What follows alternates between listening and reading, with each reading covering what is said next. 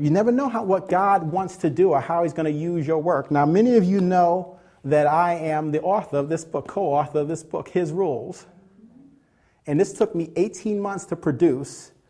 But did you know that I'm also the co-author of this book? You know what this book is? It's a translation of that book in Korean. So they took the book that we wrote and translated it, and now people read it in Korea. So you never know about God's timing or what he's doing or how he's working behind the scenes or how he's going to use something that he's placed in your heart. Okay, that being said, let's start bringing some of this to a close. We've been talking about moving forward when it seems like life is pushing you back. Moving forward when it seems like life is pushing you back. And this is week 4. I want to talk about, we had an unbelievable teaching last week. If you weren't here, you got to watch it on YouTube, about lies that the enemy wants you to believe. I want to talk about tonight, enemies on the inside. Enemies on the inside. We started this on week 1. We're going to pick up here now that it's week 4. Enemies on the inside that you're going to have to deal with, that you're going to have to address as you're moving forward. Enemies on the inside that you're going to have to address. And the first one, which really resonated with people that I brought up, was indifference. Indifference. You're not just going to drift upstream. The goal of the enemy is to use indifference as a way of getting you to medicate the pains of life so that you lose your passion, so that you lose your fire. This is a tool that he uses repeatedly with men. So instead of keeping your expectation high, he wants you to dumb down your hope, dumb down your expectations so that you're indifferent. Whatever, que sera, sera, whatever will be. You'll take what you get. And I don't want to confuse this or misrepresent the difference between contentment. Contentment, there's a difference between contentment and indifference. Contentment literally means independent of external circumstances. Paul said, abased or abound, hungry or full, I have learned the secret how to be, he says, I've learned how to be content. That means he wrote that from prison. That means he had learned how to be independent of his external circumstances. That means he learned how to function. In other words, what was going on in the Dow, what was going on in the job market, what was going on with his finances, that wasn't making him an emotional yo-yo. He was content because he was independent of his external circumstances. But indifference is different. Indifference is when you stop caring, when you stop trying. You know, we were driving here this morning, and I had my notes in my hand, and as we were driving periodically, and I don't call Child Protective Services, but I had a list of things that I wanted to talk about. So I just had a list. So periodically, I would just glance at it. I wouldn't study, and I wasn't driving while I was reading. But my wife all of a sudden looked at me. She goes, you know, it's amazing that you study the way you do. She's like, there's so much in you. I would just think, as having spoken over 500 times, you would just kind of just go with it. And I said, I could do that. I said, but my goal is always to give my best. And I didn't tell her this, but it dawned on me, and I've said this before, you know what's really dangerous? It's really dangerous when you do a little bit less than you know you can do, or you try a little bit less hard than you know you should be trying. It's dangerous if you're in a marriage and you're trying a little bit less than you should be trying. It's dangerous when you're on a job and you're working, you're not pushing it as hard as you know you should be trying.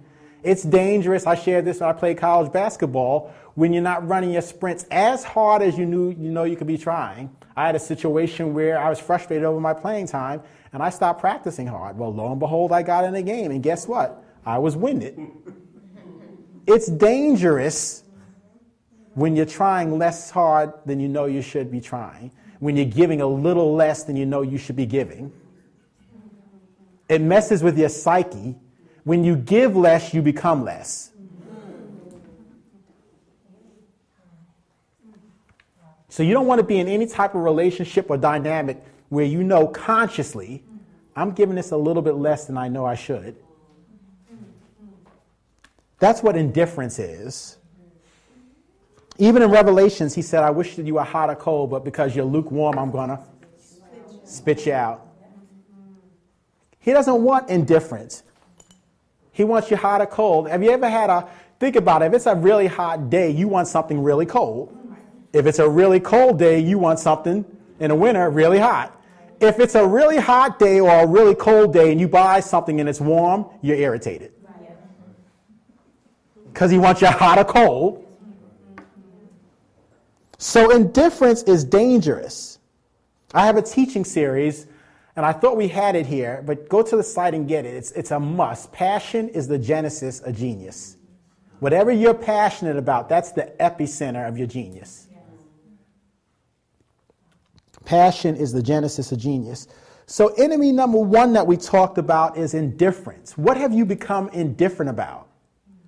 What do you believe in God for in 2011? What are you using your faith on? The enemy, wants you to medicate the disappointment, the delays, the denials by lowering your expectation. So it gets so low that you feel like you're protecting yourself because you're not believing for anything. Unfortunately, it doesn't quite work that way. It's the same. It's analogous to people say, well, I'm just so frustrated with people that I just block people out because I'm not going to let anyone get close enough to hurt me again. One small problem is while you block everyone else out, you've blocked yourself in. And that's when the enemy is going to run roughshod over you because you don't have anyone to have iron sharpen iron to encourage you. So indifference is really dangerous. We spend a lot of time on this, but ask yourself, what have you grown indifferent about? Luke 24:32 says, did not our hearts burn when he opened up the scriptures? Jeremiah 20 verse 9 says, it was like fire that shot up in my bone. David said in Psalm 69:9, the zeal of my father's house has consumed me. Paul said in 1 Corinthians 9:16, he said, woe to me if I don't preach the gospel. And that's the thing, that's the key. If you want to live a life that is not indifferent and a life that's exciting, you have to find a thing that you say, woe to you if you don't do it.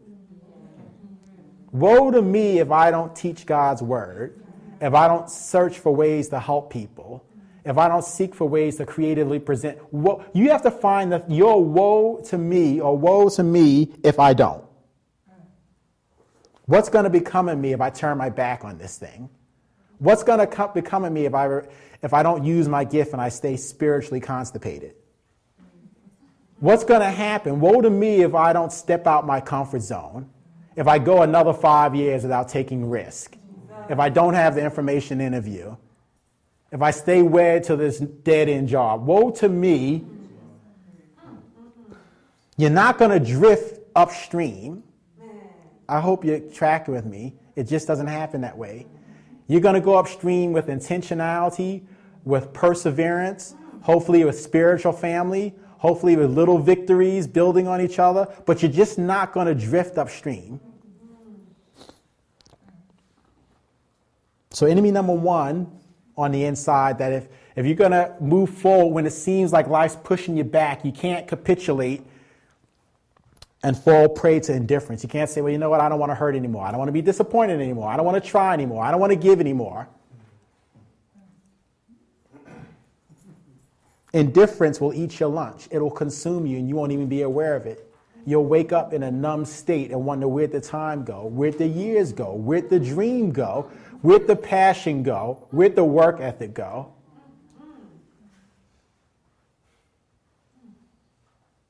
And you'll wake up and the enemy's stolen 5 years, 10 years. Indifference is an enemy on the inside that you have to conquer. Remember the principle, life doesn't happen to you, life happens from you. Zoe, it's the God kind of life. It comes out of you to the world, not from the world into you. You possess Zoe. There's two types. When the Bible mentions life in the Bible, there's two Greek words. One is bios, where we get our word biology.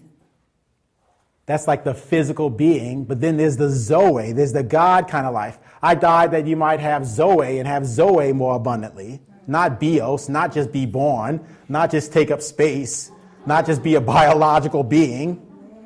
I came so that you could have Zoe, life more abundantly. The Amplified says, till the full and overflowing. So indifference is dangerous. Where have you grown indifferent? Where's the business plan? Where are the books? Where are the CDs? Where's the budget you're going to set aside to buy the teachings?